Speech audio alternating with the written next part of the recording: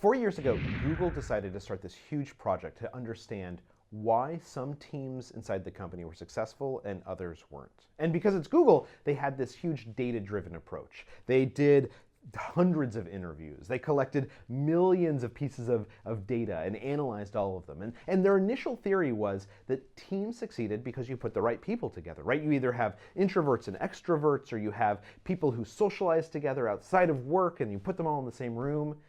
And they ran model after model and experiment after experiment. And what they found was that who was on the team didn't matter at all.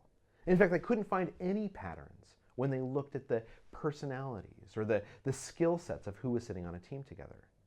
What they discovered instead was that the secret to making teams work is focusing on the how of how the team functioned, not the who. And what they particularly discovered is that what matters is this thing called psychological safety. So what is psychological safety? Well, as researchers have done experiments and as they've looked at how teams function, what they found is that psychological safety is about two things.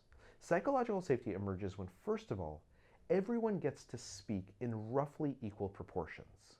Now, that doesn't mean that every hour or every half hour, every meeting, everyone speaks the same amount. But it does mean that over, say, a day or a week or a month, everyone on a team feels like they've had the opportunity to speak in roughly equal proportion. This is actually known as proportional conversational turns when you talk to scientists.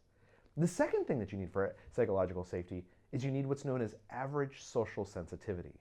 That's just a fancy way of saying that everyone at the table can pick up on the nonverbal cues of their teammates. So if someone crosses their arms and they sit back, that someone at that table knows that that means that they might not be feeling great about what's being talked about right now, and more importantly, that they signal that they know that by saying, Jim, it looks like you're kind of uncomfortable with that idea. Can you tell us why?